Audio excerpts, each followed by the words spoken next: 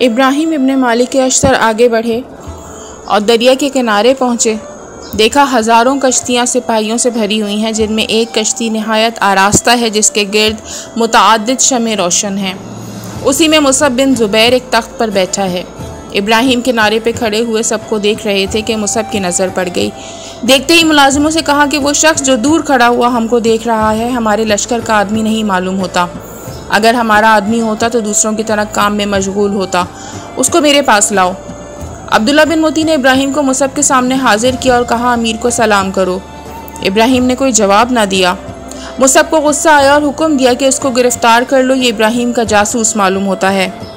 ابراہیم نے دل ہی دل میں دعا کی کہ خداوندہ اس ملعون کے دل اور آنکھوں کو اندھا کر دے، تو ہر شے پر قادر ہے۔ ابراہیم کہتے ہیں کہ مصعب نے میرے بازو پر ایک گھونسا مارا اور پوچھا تو کون ہے اور یہاں کیسے آیا؟ میں نے کہا میں غریب عرب ہوں، جب آپ نے عرب سے فوج طلب کی میں بھی آ گیا، مجھے نہیں معلوم کہ کیا خدمت بجا لانی چاہیے۔ مصعب نے ابن موتی سے کہا کہ اس کو حراست میں رکھو، کل پیش کرنا، پھر تفتیش کر لوں گا۔ اس نے عامر بن مرہ کے سپرد کیا۔ عامر نے اپنے خیمے میں لے جا کر قید کر دیا۔ عامر ابراہیم کو قید کر کے خود اپنے ساتھیوں کے ساتھ شراب پینے میں مشغول ہوا۔ جب سب خوب مدہوش ہو گئے تو ابراہیم قید سے نکل کر ایک گوشے میں گئے، لباس تبدیل کیا اور خدا کو یاد کرنے لگے۔ صبح تو مصعب نے عبداللہ بن موتی سے کہا کہ اس شخص کو حاضر کرو۔ عبداللہ نے عامر کو جا کر حکم دیا کہ اس جاسوس کو میرے سامنے حاضر کرے۔ عامر گھوڑے پہ سوار ہونے لگا تو گھوڑا قابو میں نہ آیا۔ اس نے کہا تجھ پر اور شیعان علی پہ خدا کی لعنت ہو۔ یہ سن کر ابراہیم کو تاب نہ رہی اور خیمے سے نکل کر تلوار سے اس کا سر اڑا دیا اور اپنے لشکر کی جانب روانہ ہوئے۔ اپنے لشکر میں پہنچے تو سب اہل فوج بہت خوش ہوئے۔ ابراہیم نے ساری رویداد سنائی۔ پھر مصعب بن زبیر کو ایک خط لکھا کہ اے ابن زبیر، واضح ہو کہ تو نے جس شخص کے بازو پر کل رات گھونسا مارا تھا وہ میں ابراہیم ابن مالک اشتر تھا۔ آج دیکھنا کہ تجھ کو اور تیرے ہمراہیوں کو کس طرح خاک میں ملاتا ہوں۔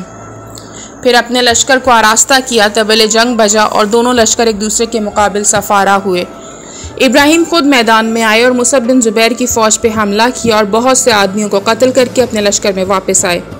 مصعب کو خوف ہوا کہ اگر اسی طرح ابراہیم نے ایک اور حملہ کیا تو ہماری فوج ضرور پسپا ہو جائے گی، لہٰذا اپنی فوج کو حکم دیا کہ سب سوار پیدل ہو جائیں اور یک بارگی حملہ کر دیں۔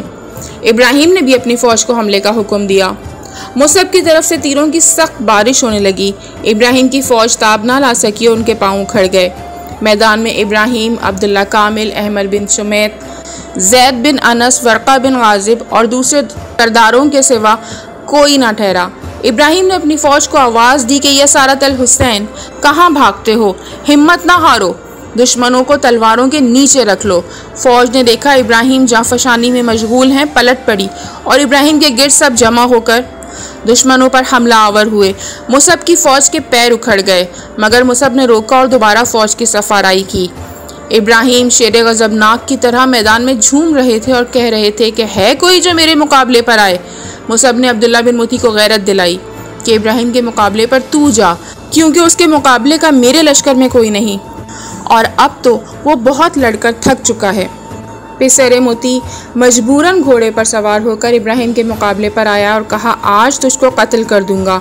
ابراہیم نے کہا اے ملعون، مختار نے جو تیرے ساتھ نیکی کی تھی اس کا تو نے یہ بدلہ دیا، حالانکہ تو نے ان کی مخالفت نہ کرنے کی قسم کھائی تھی۔ لیکن بد نسل سے وفا کی توقع نہیں کی جا سکتی۔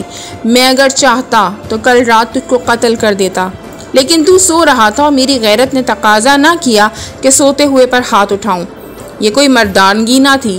یہ کہہ کر اس پر حملہ کیا اور تھوڑی رد و بدل کے بعد ابراہیم نے یا محمد صلی اللہ علیہ وآلہ وسلم اور یا علی کہہ کر تلوار کا وہ تلا ہوا ہاتھ مارا کہ پسر موتی سر سے ناف تک دو ٹکڑے ہو کر گر پڑا۔